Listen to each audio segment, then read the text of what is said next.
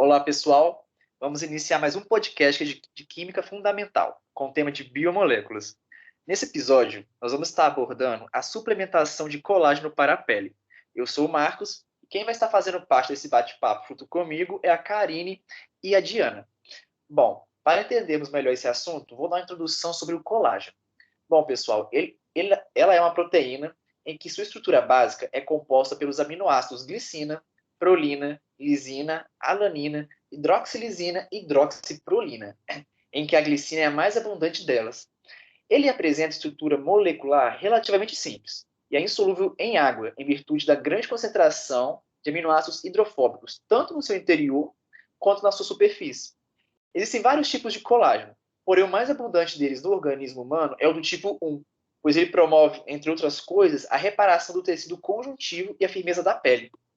A ligação peptídica que ocorre entre os aminoácidos para a formação de colágeno é entre o grupo amina de aminoácido e o grupo ácido carboxila.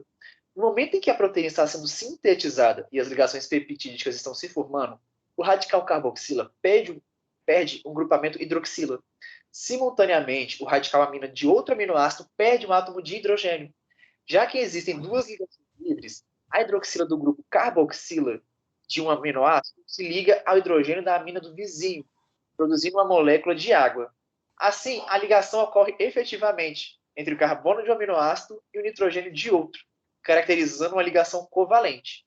A ligação peptídica é uma reação de condensação, ou por outro nome, síntese por desidratação. E aí, Diana? Pois é, Marcos. Obrigada por explicar para a gente como ocorre um pouquinho da ligação peptídica e eu continuo falando o que você falou, mas na verdade, agora especificamente sobre o colágeno.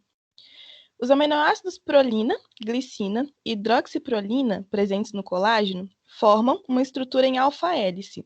E essas alfa-hélices, que na verdade são três, vão se unindo por ligação de hidrogênio, que a gente estudou um pouquinho mais atrás em química, que é uma das ligações mais fortes que existem.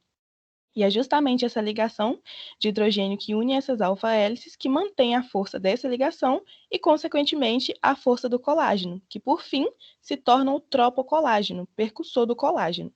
Esse tropocolágeno, quando ele sai da célula, ele não é mais chamado assim, e sim de colágeno, porque vão chegar enzimas ali que vão fazer uma reparaçãozinha nele e vão deixar ele pronto para ser utilizado pelo nosso organismo. A prolina e a hidroxiprolina, elas são estruturalmente muito parecidas, muito semelhantes. Mas como o próprio nome diz, a hidroxiprolina, ela tem um grupamento hidroxila em sua extremidade, e é justamente isso que faz a ligação por ponte de hidrogênio e que mantém as alfa-hélices fortemente ligadas. A prolina e a hidroxiprolina são aminoácidos formados por reação do próprio organismo, ou seja, são aminoácidos não essenciais. Então, não é possível da gente conseguir obtê-los através da alimentação. Isso já dá para a gente uma noção do porquê que é desnecessário suplementar colágeno na maioria dos casos, né? Porque se o nosso próprio corpo já produz os aminoácidos que a gente consome por cápsula ou por outro tipo de suplementação industrial, ele vai ser digerido no nosso organismo como aminoácidos comuns, né? Mas não para por aí. Lembra que a prolina e a hidroxiprolina elas são diferentes apenas pelo composto hidroxila que está na pontinha da hidroxiprolina? Pois é. Quem adiciona essa hidroxila na prolina para fazer ela virar uma hidroxiprolina é uma enzima que tem no nosso organismo. Lembrando que enzimas também são proteínas formadas por ligação peptídica, mas quem faz a hidroxiprolina, quem coloca essa hidroxila lá na hidroxiprolina, é uma enzima que se chama prolina hidroxilase. No sítio ativo dessa enzima tem ferro, e esse ferro ele está em estado estável, e o estado estável do ferro nessa enzima é 3 Só que nessas condições, em formato 3 a enzima que forma a hidroxiprolina está inativa, e essa enzima só pode executar sua função se o ferro encontrado nela tiver em estado 2 O que faz essa reação de redução no ferro é o ácido ascórbico, ou a famosa vitamina C, né? Que atua como um cofator para o funcionamento dessa enzima. Assim, com os níveis adequados de vitamina C e aminoácidos no nosso organismo, os diversos tipos de colágeno são produzidos e destinados às necessidades do corpo. Karine, como que você pode completar essa conversa? Então, Diana, Max e demais ouvintes. Posso acrescentar dizendo que o colágeno não tem como destino prioritário a pele. Então, a pessoa que o suplementa com essa intenção deve atentar-se a isso, porque o colágeno é uma proteína presente em várias estruturas do corpo e vai para onde há demanda. Assim, ele pode ser mais urgentemente encaminhado à pele se nela houver demanda. Ou seja, se não houver lesão, já que é uma proteína de reparação e rigidez do tecido conjuntivo. Dessa forma, na estética, existem algumas maneiras de fazer com que este colágeno chegue às rugas ou às marcas de expressões indesejadas. A técnica de microagulhamento, por exemplo, por causar pequenas lesões nos locais específicos em que se deseja reparação, e assim endereçar o colágeno para lá.